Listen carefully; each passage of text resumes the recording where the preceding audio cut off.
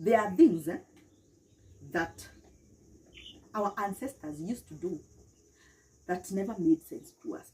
Some traditions that completely didn't make sense. Until you sit down and you put yourself in that context with some level of maturity and wisdom, then you start to realize that these guys were not stupid. Yani kuna vitu ambazo walikuwa wanafanya za kimila zenye hazikuwa zina make sense. Mpaka uketi uangalie kwa makini ndio utagundua kwamba hawakuwa wajinga. Let's talk about wife inheritance. When a man died and he left behind a wife and children, that wife used to be inherited by his brother or a close member of the family. A relative used to inherit that wife. Wakati mwanaume ameaga, bibi yake alikuwa anamilikiwa na ndugu yake ama mtu wa ukoo wa jamii, hapo tu. And many of us wouldn't want to be inherited, especially by a brother that we don't like. Now, we wouldn't want to be inherited. However, the fact is, if your husband died today, very few of us would actually be okay being alone. Very few of us. Watakuwa sawa, kuwa peke yao, wachunge watoto wao, wawalinde, wako sawa. Very few of us will be okay. Majority of us will get other people, other partners. We'll actually get married. And so, these guys, they sat down and realized, imagine if it is this lady married in Muranga, has 3 children, and then her husband dies. And now she starts looking for a husband and finds that husband in Kakamega, for example. So, in Kikuyu culture, watoto walikuwa wabibi.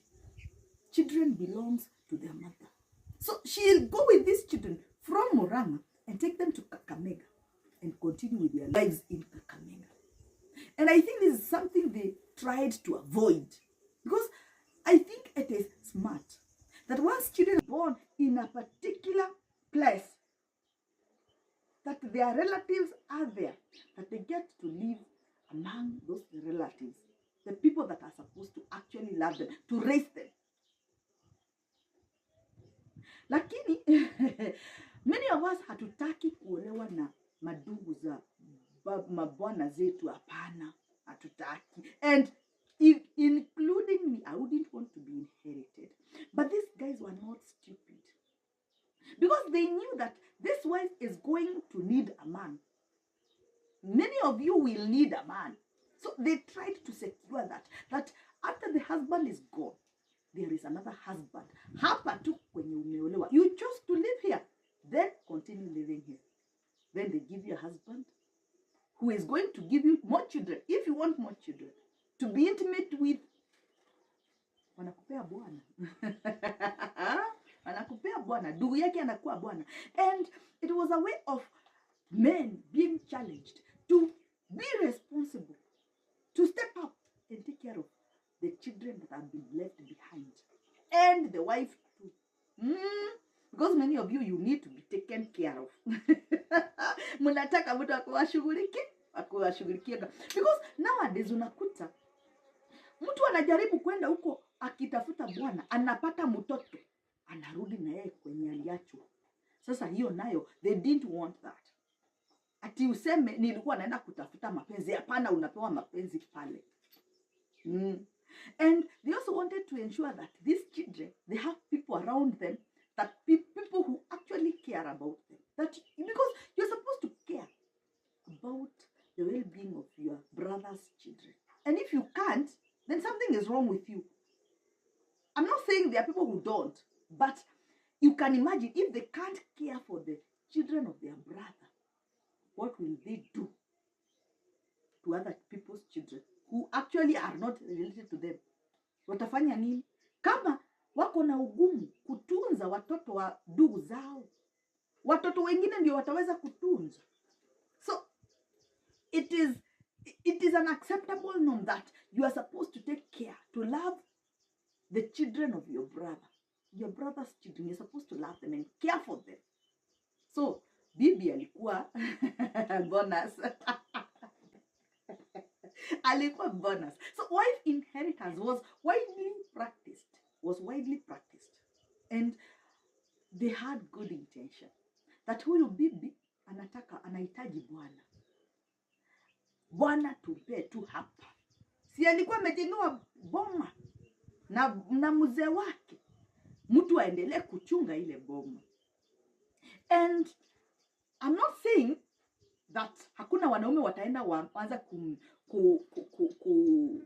ku misuse their brother's property, hapana, but majority would want to let that legacy live on, to protect and care for things that have been left behind. Ukienda kwa mjamaa mwingine umeachiwa gorofa, uende kwa kabau umjui umemwokota na huko, atakula hiyo gorofa ishe. Na sisemi brother yako hatakula ishe, but majority hawatakula ziishe, hapana.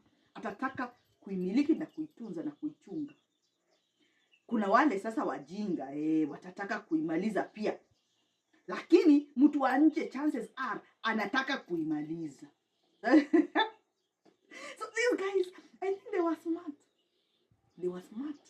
Wife inheritance, most of us we would go against it. Personally, I wouldn't want to be inherited. Singetaka kumilikiwa na brother ya pada. Singetaka kumilikiwa. Lakini these guys were not stupid. They tried to ensure that these children, they had a father, they had somebody to take care of them, and this wife was taken care of intimately, was well provided for. And so she did have a reason kutoka kwenye amejengewa aende na huko, hapana. Wale watoto walizaliwa pale na wataendelea kuishi pale. They were born there, they remained there among the people that they were related to. So I think it was a very smart tradition. It was a smart one, I don't know. There are so many things that they used to do that many of us wouldn't actually would question it, including polygamy. Sometimes I think men were forced to be polygamous. They were forced to, because umepata mali mingi, now you're a rich man. Why are you having one wife? Why are you having one wife? You can be able to have 10 and provide for them. Why are you having one wife? That is selfish of you. That is not smart of you. Take care of as many people as you can. Polygamy was something that was enforced in many African traditions. And people were happy when their daughter was married to this rich man. They didn't care kama she was wife number 12 or 10. As long as they knew that when she was there, she was going to be well provided for. She was going to be okay and respected. They could actually arrange. Ilikuwa heshima. Amekubali kuoa msichana wetu. Hata kama ni bibi number 20. Amekubali kuoa. Oh my God. Ameolewa na songo fulani. Yule tajiri fulani. Sababu unajua, huyo bibi atakuwa well provided for, atakuwa well taken care of. Na watoto wake watachungwa, watalindwa vizuri. Actually, ilikuwa inasaidia ku reduce poverty.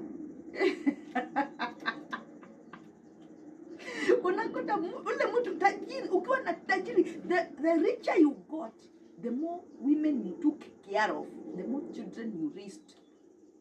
It is encouraging men to step up and be responsible and take care of the community. Take care of as many people as you can. They were good traditions.